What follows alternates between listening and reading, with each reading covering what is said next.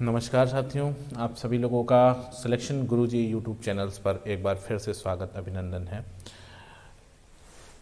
आज के गणित के इस सेशन में हम पुनः आपके लिए कुछ महत्वपूर्ण प्रश्न, कुछ महत्वपूर्ण सवाल जो SSC, GD, MTS, CHSL, CGL के पॉइंट ऑफ व्यू से बहुत सारे इम्पॉर्टेंट हैं उसके साथ आए हैं और विश्वास करते हैं कि विगत वीडियोस के इसके माध्यम से आपको अपनी तैयारी में काफ़ी मदद मिली होगी और आगे भी हम आपके लिए ऐसे चीज़ें बनाते रहेंगे, आपके सहयोग के लिए कंटेंट बनाते रहेंगे।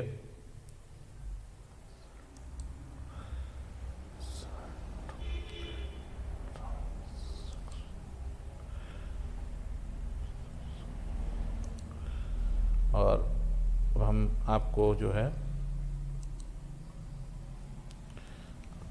क्वेश्चन की तरफ बढ़ते हैं।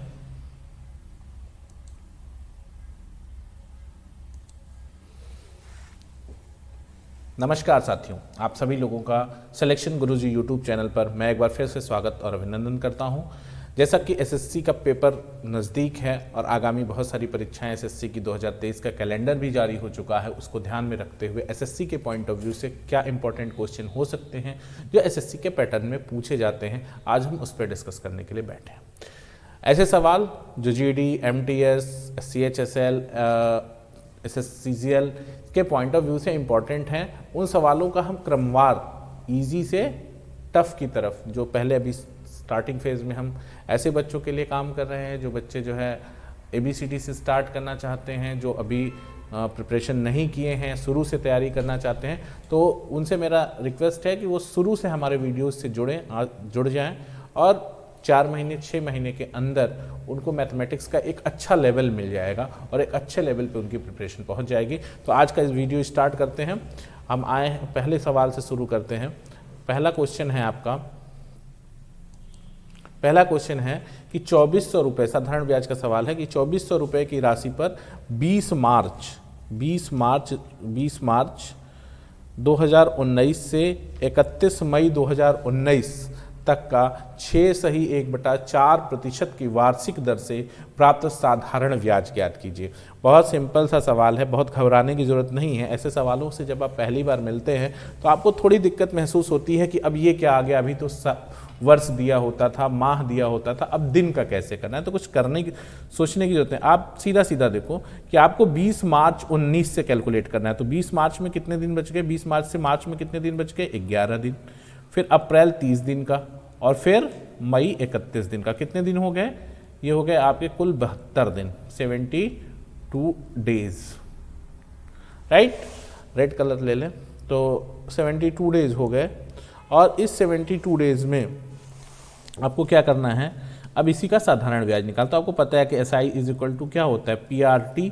P कितना था, 2400 रुपया, मूलधन, दर कितना है 6.1/4 यानी 25/4, दर हो गया आपका 25/4, गुणित समय कितना है 72 दिन यानी कितना साल, 72/365 और बटे पूरे का बटा 100। सिंपल, इसको सॉल्व कर लेना है, डबल जी यहाँ से काट लेते हैं। 72 पचे 365, 5 पचे 25 और 4 छक 24, 600 और इस 600 का डबल जीरो इस डबल जीरो से कैंसिल आउट हो जाएगा। तो कितना आ जाएगा साधारण ब्याज, 30 रुपये। आसानी से आप इस सवाल को कर पाएंगे, एकदम आराम से, कोई दिक्कत नहीं है। नेक्स्ट क्वेश्चन ध्यान देते हैं, बहुत आसान सवाल है लसा मसा का। ऐसे साधारण से सरल से सवालों से हम शुरुआत करते हैं। दो संख्याओं का LCM और HCF 60 और 5 है। यदि एक संख्या को 2 से विभाजित किया जाता है और भागफल 10 है तो दूसरी संख्या क्या है। सिंपल सवाल समझिए, आपको फॉर्मूला याद है, आपने 7वीं में 6वीं में पढ़ा है कि लसा और मसा के पर एक फार्मूला बनता है कि अगर दो संख्याओं का लसा दिया है तो पहली संख्या गुणित दूसरी संख्या बराबर LCM गुणित HCF। क्लियर है, ये याद है ना। तो क्या कह रहा है कि LCM 60 है और HCF 5 है। पहली संख्या कह रहा है कि यदि एक संख्या को 2 से विभाजित करने पर भागफल 10 आता है, यानी संख्या क्या होगी निश्चित रूप से 20 होगी, तभी तो 2 से भाग देंगे तो 10 भागफल प्राप्त होगा। तो दूसरी संख्या पूछ रहा है 20 तिहाई 60, 3 बचे 15। ये सवाल हो गया आपका। ठीक है, नेक्स्ट क्वेश्चन ध्यान दीजिएगा। अगला सवाल, ऐसा सवाल देखिए दिखता है और आप देख के घबरा जाते हैं कि ऐसे सवाल को कैसे टैकल करें। बहुत इजी सवाल है। देखिए ये व्यंजक का सवाल है और इसको बहुत आराम से आप सॉल्व कर सकते हैं। इन सवालों में को देखिए लिखने का पैटर्न क्या है। जैसे क्या लिखा हुआ है, ये लिखा हुआ है कि 1/3 गुणित 4, इसको क्या लिख सकते हैं 1/12, और 1/12 को क्या लिख सकते हैं 1/3 माइनस 1/4 हो जाएगा, आ जाएगा 1/12 प्लस 1/4 माइनस 1/5 प्लस 1/5 माइनस 1/6। आप देख रहे हैं ऐसे जाता है और लास्ट में क्या बचेगा, आपका जो टर्म बचेगा वो बचेगा प्लस 1/20 माइनस 1/21। सब टर्म्स कट जाएंगे, सारे टर्म्स कैंसिल हो जाएंगे, बस बचेगा क्या, ऐसे सब कटते जाएंगे। लास्ट फर्स्ट टर्म बचेगा 1/3 और लास्ट टर्म बचेगा 1/21। बस इसी को सॉल्व कर लेना है। एलसीएम हो जाएगा 21 और ये कितना हो जाएगा 7 - 1 6/21, या 3 से तो 2/3 से, हाँ 2/7, सॉरी 3 से 3 दूनी 6, 3 से 2/7, हाँ बी ऑप्शन करेक्ट है। ये बी ऑप्शन हो गया। अब इसके बाद आप देख लीजिए, ठीक है, यहाँ तक कोई दिक्कत नहीं है ना। इस ठंड में आपके लिए हम लोग रात को बैठ के शूट कर रहे हैं, इसका फ़ायदा आपको मिले, बस ये फ्रूटफुल हो हमारे के लिए भी और आपके लिए भी। ठीक है, इसलिए आप जितनी मेहनत अकेले नहीं कर रहे हैं, हम भी आपके साथ मेहनत कर रहे हैं, तो बस हमारा और आपका मेहनत सफल हो इसके लिए आपको लगने की ज़रूरत है। ये सिंपल वर्डमास का सवाल है, इसको आप आराम से टैकल कर सकते हैं। और ये सवाल आप इसी तरह से, मैं इसको आपको वर्डमास के रूल्स पे है, इसको मैं आपके को कैलकुलेटिव क्वेश्चन से मैं आपको होमवर्क के लिए छोड़ दे रहा हूँ, आप इसको एज अ होमवर्क सॉल्व कर लेंगे। ठीक है, नेक्स्ट क्वेश्चन ध्यान दीजिएगा, जो सिंपल एक सवाल है, ये देख लीजिए इसको, कि कह रहा है सवाल क्या कह रहा है कि किसी धन पर 8% वार्षिक ब्याज दर से 2 वर्ष में प्राप्त साधारण ब्याज और वार्षिक रूप से चक्रवृद्धि होने वाले चक्रवृद्धि ब्याज के बीच का अंतर 16.8 रुपया है, वह राशि कितनी है। तो इसका तो एक सिंपल सा फॉर्मूला है अपने पास कि 2 साल के चक्रवृद्धि ब्याज और साधारण ब्याज का फॉर्मूला है D = PR/100 का होल स्क्वायर। ठीक है, तो इसको क्या कर लेना है, D दिया हुआ है आपको 16.80, P आपसे पूछ रहा है, R आपको पता है 8/100, यानी स्क्वायर कर लेंगे तो 64/100 × 100, राइट ना। इसको जब सॉल्व करेंगे तो आपको P = मिल जाएगा 2625। तो वह राशि कितनी हो जाएगी, इसको सॉल्व कर लेंगे तो मिल जाएगा आपको 2625। ठीक है, कैलकुलेशन कर लेंगे ना, देख लीजिए। अच्छा, P = क्या हो जाएगा 16.80 × 100/64। इसको सॉल्व करेंगे तो आपको यही मिलेगा, राइट ना। ठीक है, कोई दिक्कत यहाँ तक, सही है। नेक्स्ट ध्यान देते हैं, क्वेश्चन कह रहा है कि किसी कक्षा के 15 छात्रों की औसत आयु 14 वर्ष है। 15 छात्रों की औसत आयु 14 वर्ष, इसमें से 6 छात्रों की औसत आयु 15 वर्ष और 8 छात्रों की औसत आयु 13 वर्ष है। तो 15वें छात्र की औसत आयु 6 और 8, 14 तक का अलग अलग दे दिया, 15वें का पूछा है, तो बहुत आसान सा सवाल है। आपको पता है औसत बराबर क्या होता है, योग गुणित औसत बराबर योग बटे संख्या, या योग बराबर औसत गुणित संख्या। तो आप देख लीजिए 15 बच्चे हैं, 15 बच्चों का औसत कितना है 14, तो 15 चौक 66, 15 का 15 6 21 210 हो गया, 15 14 हम 210। अब आपको सेपरेट दे रहा है क्या, 6 का 15 है, तो कितना योग हो गया, 6 बच्चों का योग 90 हो गया आयु का, और 8 बच्चों का कितना हो गया, 8 बच्चों का हो गया आपका 114। ठीक है, 104, सॉरी 104, कितना हो गया 104। आप इसको ऐड कर लेंगे तो कितना हो जाएगा 194, यानी ये 6 बच्चे ये और 8 बच्चे ये, 8 6 14 बच्चों का की आयु का योग 194 और 15 बच्चों की आयु का योग 210। तो इसको घटा लेंगे तो कितना हो गया, 15वें बच्चे का 16 वर्ष आयु हो गया। क्लियर है इतनी बात। नेक्स्ट क्वेश्चन ध्यान दीजिएगा। वह अनुपात ज्ञात कीजिए जिनके दोनों पदों का अंतर 45 और प्राप्त मान 4/7 के बराबर है। ठीक है, सिंपल देख लेते हैं। अनुपात समानुपात का सवाल है। कह रहा है कि वह अनुपात ज्ञात कीजिए जिनके दोनों पदों का अंतर 45 और प्राप्त मान 4/7 है। यानी 4/7 का क्या मतलब आप समझते हैं, 4:7।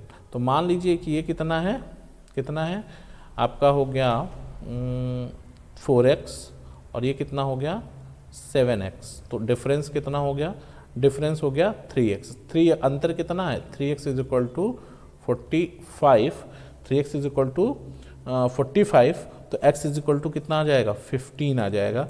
तो ये क्या कह रहा है कि 15 चौका 60 और 15 छक्का 90, 15 सत्ते 105, 60 105, फर्स्ट ऑप्शन। क्लियर है। नेक्स्ट क्वेश्चन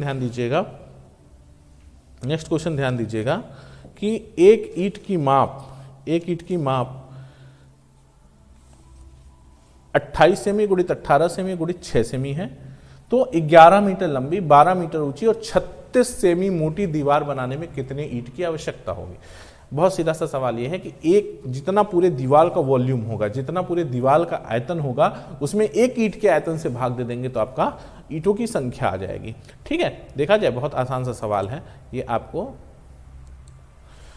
क्यूब क्यूबाइड के चैप्टर से है। 28 सेमी है, ध्यान दीजिएगा, ये 28 सेमी ईंट की माप है। दीवार का आयतन क्या होगा, 21 मीटर है तो सेमी में बदल लेंगे तो 2100, 12 मीटर है तो इसको बदल लेंगे 1200 और 36 सेमी को 36 रख लेंगे बटे 28 गुणित 18 और गुणित 6।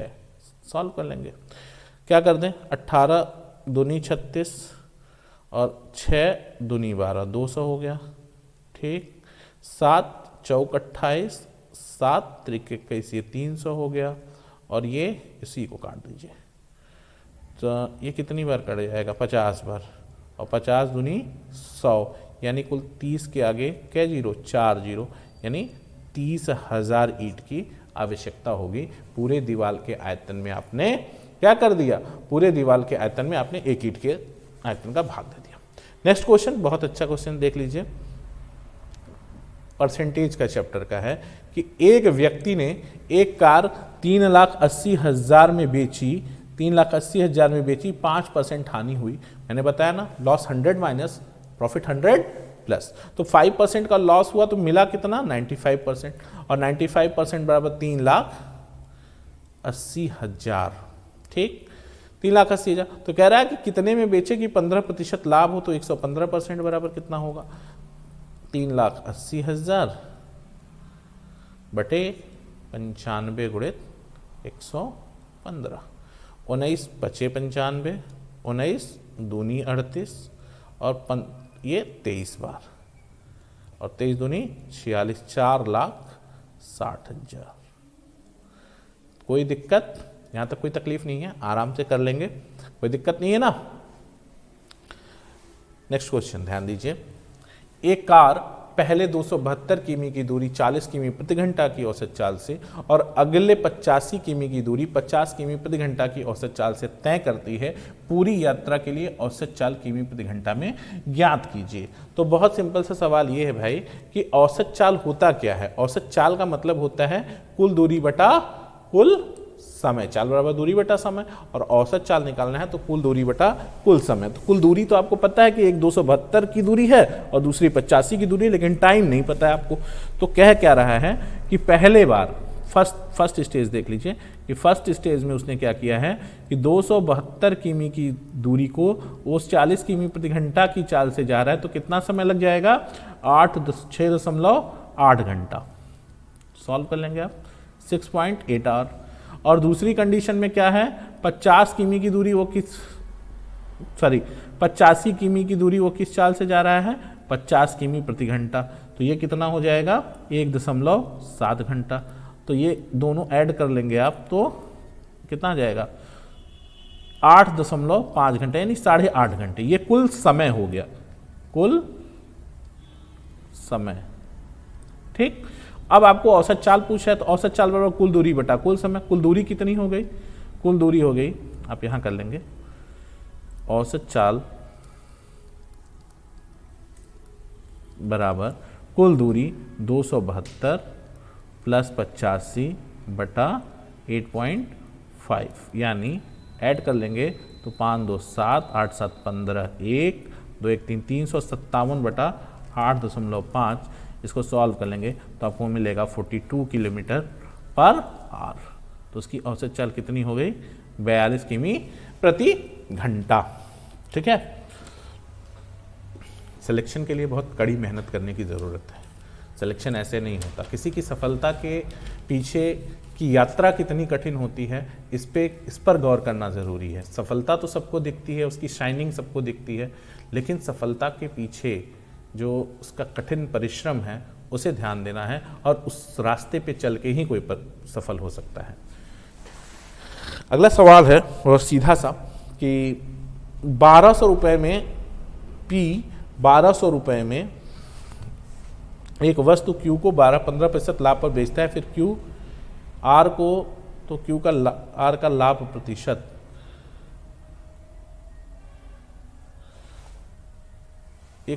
P 1200 रुपये में खरीदी एक वस्तु को Q को 15% लाभ पर बेचता है।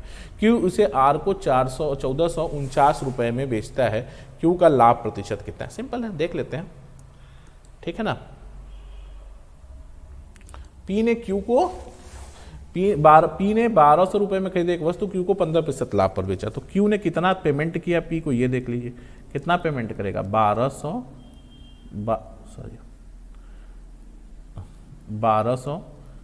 गुणित 15/100 कितना पेमेंट करे? 115 कर लीजिए, तो 115% पेमेंट करेगा, तो 00 और 12 पंजे 60 6 12 का 12 6 18 1 12 का 12 1 1380 रुपया पेमेंट करेगा। और Q ने इसे R को कितने में बेच दिए? 1449 रुपये में।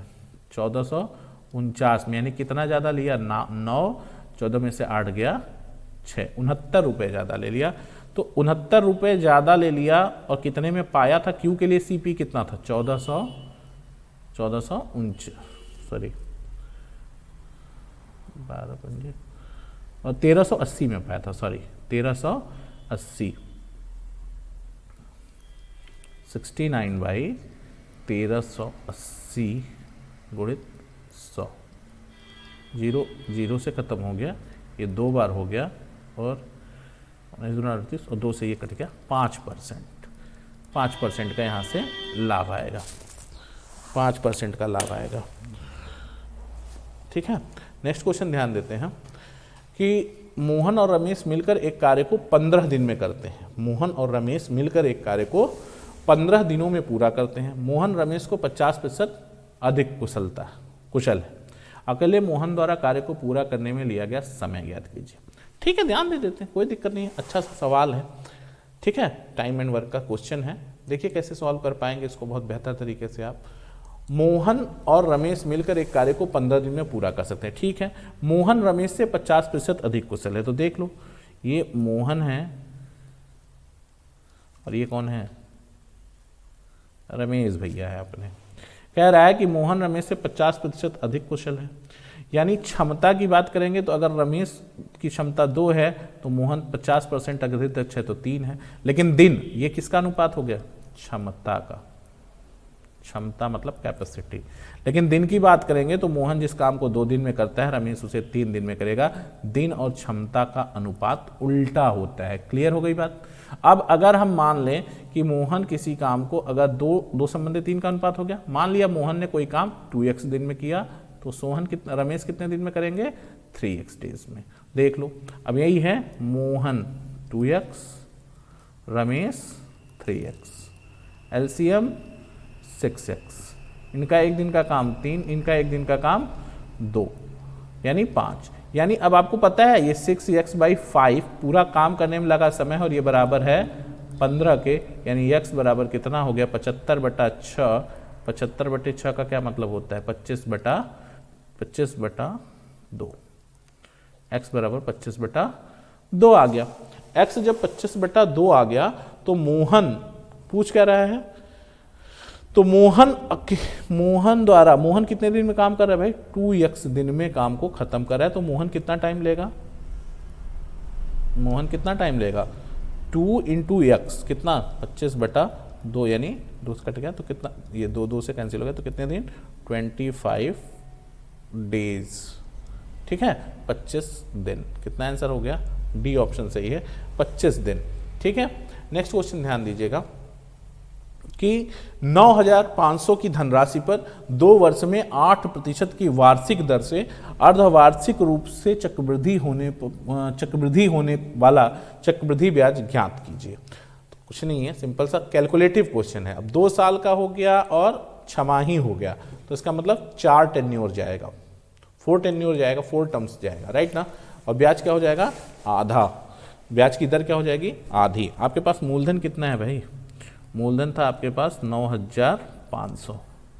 ठीक, इसका आपको निकालना क्या है? देखो भाई, हाफ ईयरली है तो 2 ईयर है, तो 2 ईयर में कितना हाफ ईयरली? 4 terms, 4 terms. और एक तो ये हो गया, और रेट कितना है? 8% वार्षिक है, तो छमाही क्या हो जाएगा? 4% छमाही। कोई दिक्कत? अब इस पर 4% का क्या मतलब होता है? 4% का मतलब होता है 1/25।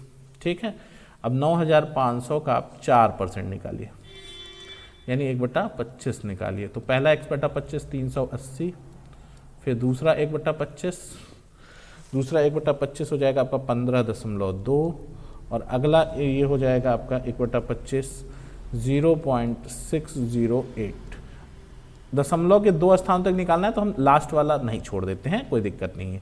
4 साल के लिए हमने क्या बताया था? 4 साल के लिए बताया था 4641, राइट। तो यहाँ पे 4 से गुणा कर लेंगे, यहाँ 6 से गुणा कर लेंगे, और यहाँ 4 से गुणा कर लेंगे। तो ये कितना हो जाएगा?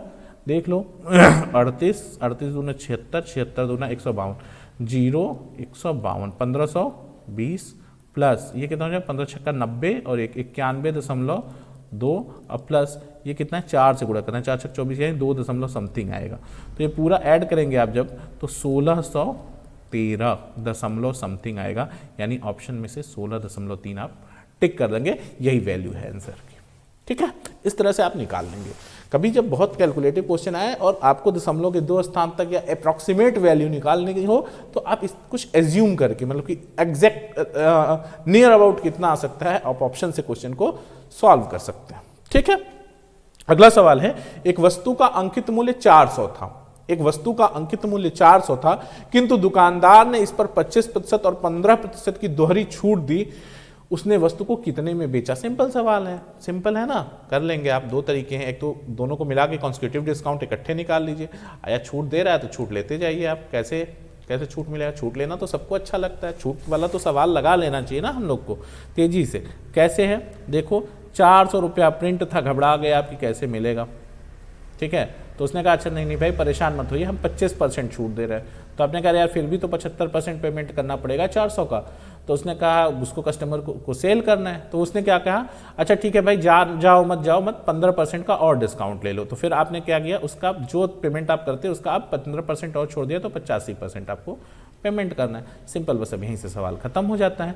ये 00 इस 00 से कैंसिल हो जाएगा, और इसको 4 से 100 को काट देंगे 25 बार, और 25 तियाँ 75, 85 तियाँ 5 तियाँ 15, 1 8 3 24, 24 से 25, 255 रुपए में वो सामान। कहाँ 400 का सामान था, आपको 255 रुपए में मिल गया। ठीक है, अभी मॉल में शॉपिंग करने जाएंगे, ऐसा ऑफर रहेगा तो कैलकुलेट कर लेंगे ना। ठीक है, मॉल में शॉपिंग करने के लिए नौकरी बहुत जरूरी है। कोई कंपनी, कोई बैंक क्रेडिट कार्ड नहीं देगी बिना नौकरी के, और बिना क्रेडिट कार्ड के शॉपिंग कैसे होगी? ठीक है, तो नेक्स्ट क्वेश्चन ध्यान दीजिए। एक व्यक्ति के वेतन में पहले 15% की वृद्धि हो जाती है, और उसके बाद 15% की कमी की जाती है। उसके वेतन में हुआ शुद्ध परिवर्तन कितना है? थोड़ा सा क्वेश्चन डल है, मैं फिर से पढ़ दे रहा हूं, आप सुन लीजिए, और नोट करना चाहें तो टर्म्स नोट कर सकते हैं।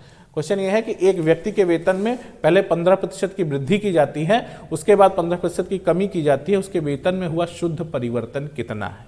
ठीक है, तो आप समझिए कि जब भी इस तरह का सवाल आए आपको, तो ये आप जान लीजिए कि जहां पे कमी और वृद्धि बराबर हो तो क्या हो जाएगा, वो हो जाता है एक्स स्क्वायर बाई 100। और ऐसे केस में हमेशा और हमेशा कमी होती है। तो 15 का स्क्वायर पता है ना 225 बटा 100, 2.25% का हमेशा कमी होगा। ऐसे सवालों में हमेशा कमी होती है। ठीक है, नेक्स्ट क्वेश्चन अच्छा सवाल है, ये देख लीजिए आप। फार्मूला बेस्ड, जैसे मैं कहता हूं ना कि मेंसुरेशन का फार्मूला तैयार करके जाइए, जीडी एमटीएस सीएचएसएल। सीजीएल में ठीक है, कुछ टेक्निकल चीजें आ सकती हैं, कुछ तकनीकी सवाल आ सकते हैं, कुछ और भी चीजों पे बेस्ड कॉन्सेप्चुअल क्वेश्चन आ सकते हैं, लेकिन इन 3 एग्जाम्स के लेवल तक ठीक है आपको इसी पैटर्न का सवाल मिलेगा। ध्यान दीजिएगा, कह रहा है कि एक शंकु की ऊंचाई का अनुपात, यानी 2 शंकु हैं, मान लें H1 और H2, जो अनुपात है H1 H2 का वो 2 संबंधे 1 है। ये H1 ये H2 है। और कह रहा है कि इनकी त्रिज्याओं R1 और R2 का रेशियो कितना है 1:2 है। तो कह रहा है कि इसके आयतन का अनुपात V1 संबंधे V2 क्या होगा, यही पूछ रहे हैं। तो V1 by V2 is equal to 1/3 pi R1 square H1 by 1/3 pi R2 square H2। Clear, 1/3 pi 1/3 pi cancel. R1 कितना है भाई, R1 1 है, तो 1 का स्क्वायर, H1 कितना है, सॉरी R1, हाँ R1, H1 कितना है भाई, H1 2 है, तो 1 का स्क्वायर इंटू 2 अपॉन R2 कितना है, R2 2 है और इंटू 1 का स्क्वायर। तो क्या हो गया ये 2 बाई R1 1 H1 1 राइट ना। सो 1 स्क्वायर 2 और 2 इंटू 2 स्क्वायर 1, सॉरी 2 स्क्वायर 1, ये 1 का स्क्वायर नहीं, तो कितना हो गया 2/4, यानी रेशियो हो गया 1:2। सॉरी, तो कितना हो गया रेशियो 1:2। तो क्या हो गया, थर्ड ऑप्शन सही हो गया। क्लियर है कॉन्सेप्ट। नेक्स्ट क्वेश्चन ध्यान दीजिए, ये क्वेश्चन थोड़ा सा ध्यान दीजिएगा। मिश्रण का सवाल है, और जब भी मिश्रण का सवाल आए तो थोड़ा सा सतर्क हो जाते हैं, क्योंकि मिश्रण है तो कहीं भी मिक्स हो सकता है, तो मिक्स हमको नहीं करना है। कह रहा है कि धातु A 40 किग्रा, मिश्र धातु A का 40 किग्रा मिश्र धातु B के 40 किग्रा से मिश्र धातु A का 40 किग्रा मिश्र धातु B के 63 किग्रा में मिलाया गया। ठीक है, यदि मिश्र धातु A में लेड और टीन का अनुपात 2 संबंधे 3 और मिश्र धातु B में टीन और तांबे का अनुपात 2 संबंधे 5 है, तो नई मिश्र धातु में टीन की मात्रा क्या है। चलिए ठीक है, मान लिया A है, ये B है। ठीक है, A का मात्रा कितना है भैया 40 kg। ठीक, कोई तकलीफ नहीं। कह रहा है यदि मिश्र धातु A में लेड है और टिन है, यानी लेड है और टिन है, तो लेड और टिन का अनुपात 2 संबंधे 5, यानी कुल भाग 5, तो 1 भाग 40 किग्रा, 5 भाग बराबर 40, तो 1 भाग बराबर 8, तो 2 भाग। लेड कितना हो गया, लेड हो गया 8 दूनी 16, और ये कितना हो गया 8 त्रिके 24, ये 40 kg। अब इस B में आ जाइए, यहाँ पे क्या मात्रा है, और मिश्र धातु B में टीन यहाँ पे है, और तांबा है कॉपर, ये इसका अनुपात 2 5 है, 5 2 7, और मात्रा पूरी कितनी थी, मात्रा हमारी 63 है, B बराबर 63 है, 7 भाग 63 के बराबर है, तो 1 भाग 9 के बराबर होगा। और टीन यहाँ पे कितना है, टीन 2 है, तो 9 दूनी 18, 9 दूनी 18 और 9 पचे 45। पूछ रहा है कि पूरे में टिन की मात्रा क्या है, तो जब दोनों को मिक्स कर दोगे तो टिन यहाँ से 24 उठ के आएगा, और यहाँ से टिन कितना उठ के आएगा 18, तो 24 प्लस 18 कितना हो गया 8 4 12 1 और 2 1 3 1 4 42 kg, 42 kg। ये ऑप्शन बी हो गया। क्लियर। नेक्स्ट क्वेश्चन ध्यान दीजिएगा, अच्छा सवाल है। दो संख्याओं x और y का अंतर 350 है। दो संख्याओं x और y का अंतर 350 है, जहां x ग्रेटर देन y है। यदि x का 9.5% y के 16.5% के बराबर है, तो दोनों संख्याओं में x और y का योग क्या होगा। ठीक है, देखते हैं कैसे सॉल्व कर पाएंगे? जो कंडीशंस दी हुई हैं उसके अकॉर्डिंग पहले क्वेश्चन को हम सेट करते हैं। क्या कर दें, देखिए कह रहा है कि एक्स वाई का अंतर कितना है 350। चलो ठीक है, ले लिया x minus y is equal to 350। कोई तकलीफ है नहीं, x ग्रेटर देन y है तो ठीक है, y है ग्रेटर देन है। कह रहा है कि x का 95%, इसको दूसरी तरफ ले लेते हैं, इसको यहाँ पे सॉल्व करते हैं, वो अलग चीज़ है। x का 95% यानी 90.95 x बाई 100 वो बराबर है कितने के? 16.5 y के। 100 नीचे कैंसिल हो जाएगा तो कोई इशू नहीं है। यानी x बाई वाई की अगर आप बात करें तो x बाई वाई हो जाएगा 165/95, या सॉल्व करें तो 95, सॉरी ये 95 है, राइट ना, ये 95 है।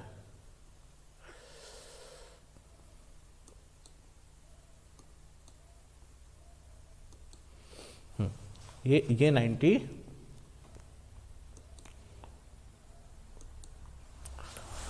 95 है। डेसिमल खत्म हो जाएगा दोनों का एकदम।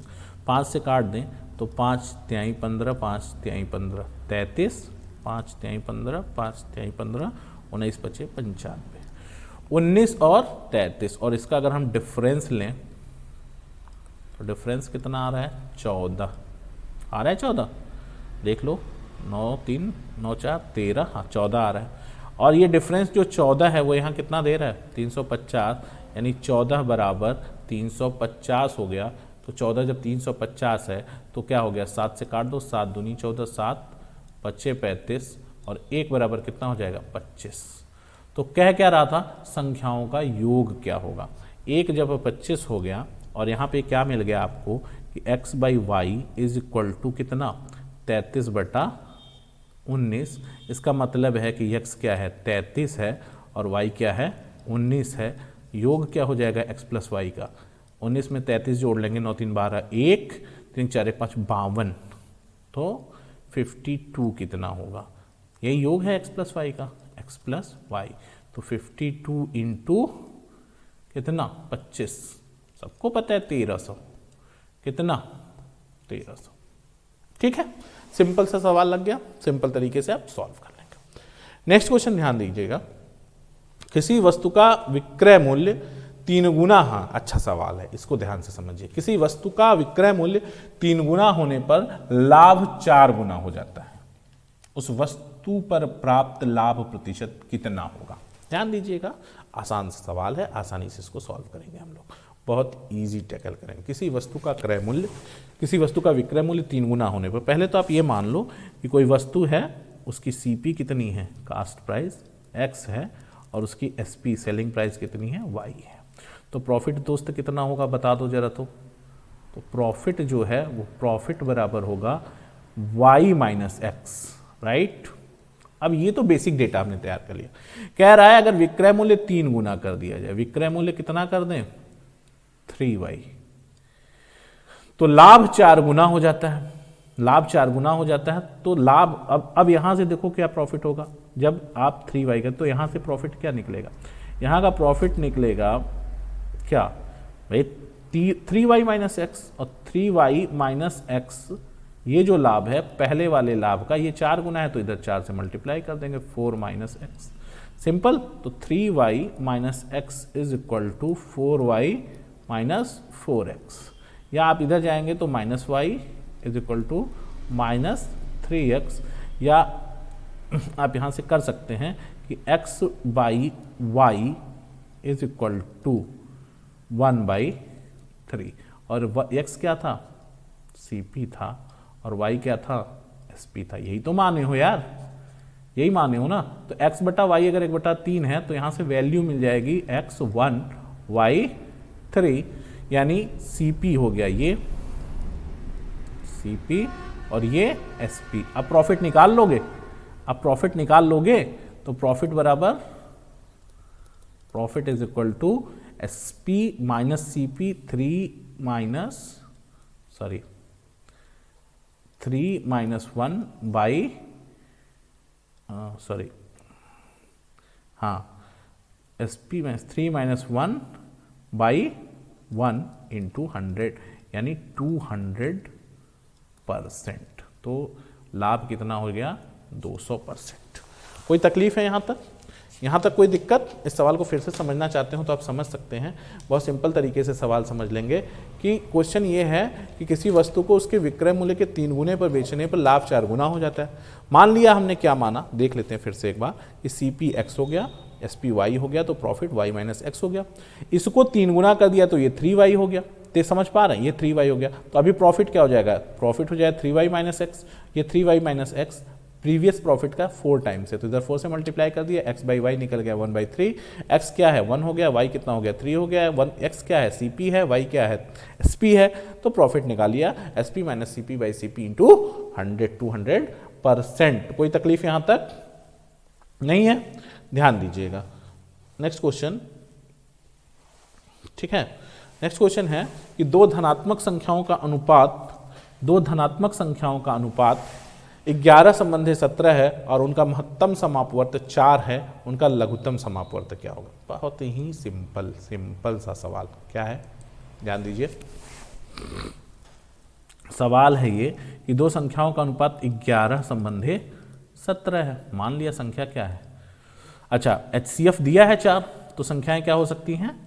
उसके मल्टीपल के फॉर्म में, यानी 44 हो गई और 17 चौका 68। तो 44 और 68 का लॉसा पूछ रहा है आपसे। इससे भी आसान सवाल कुछ हो सकता है क्या? 11 गुणित 4, 17 चौका 68, 17 गुणित 4। LCM क्या हो गया? 11 गुणित 17 गुणित 4 कितना? 748। करेक्ट, मल्टीप्लाई कर लेंगे 748। ठीक है। और इस तरह से आज का मैथमेटिक्स का सेशन क्लोज हुआ। आप लोग चैनल को लाइक, शेयर और सब्सक्राइब करें। अधिक से अधिक अपने दोस्तों को तक भेजें, अपने साथियों तक भेजें जो तैयारी कर रहे हैं, जो इसके बेसिक मैथमेटिक्स के बेसिक कॉन्सेप्ट से जहां से हमने शुरू किया है उसका लाभ ले सकें और आगे जीवन में सफलता को प्राप्त कर सकें। कौन कहता है कि आसमान में सुराख नहीं हो सकता? तबीयत से तो एक पत्थर उछालो यारो। मन से कभी तैयारी तो करिए, लग के तो देखिए, एक प्रॉपर रूटीन बनाइए, एक सेल्फ डिसिप्लिन टाइम टेबल बनाइए, उसके अकॉर्डिंग प्रिपरेशन स्टार्ट करिए। सफलता निश्चित रूप से मिलेगी, इस बात की गारंटी है। बहुत बहुत धन्यवाद।